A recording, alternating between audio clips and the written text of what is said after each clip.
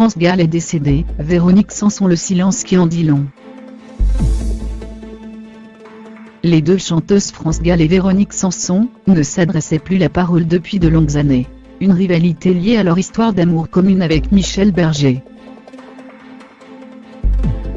Après le décès de France Gall, ce dimanche 7 janvier, les réactions se multiplient.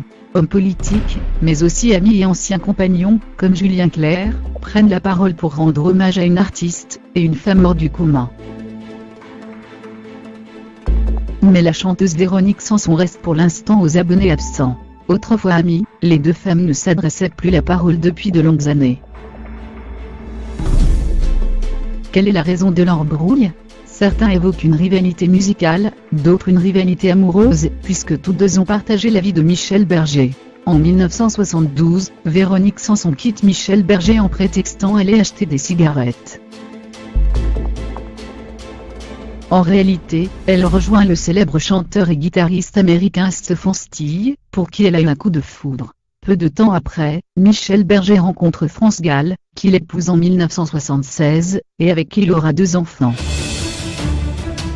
Véronique Sanson aurait ensuite affirmé que malgré sa rupture avec Michel Berger, elle continuait à communiquer avec lui par chansons interposées. Il lui a notamment écrit le très beau morceau Quelques mots d'amour. Elle aurait aussi taxé d'amour de substitution son mariage avec France Gall. Un tacle que cette dernière n'aurait pas du tout apprécié.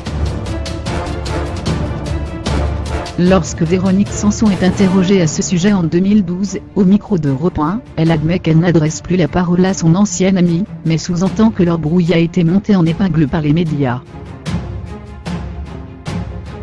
On n'a pas du tout gardé contact, même si on était très proches à un moment donné. Mais, de ma part en tout cas, ce n'est pas parce que je ne veux pas. On doit avoir peur inconsciemment, toutes les deux qu'on nous refiche Michel Berger dans les pattes, explique-t-elle au sujet de France Gall. Et d'ajouter, on a déformé nos propos à tire-larigot. Je me disais, mais pourquoi elle dit ça sur moi, et elle se disait sans doute la même chose. Alors, véritable tension médiatique. En tout cas, les deux femmes n'ont jamais retrouvé leur complicité d'antan.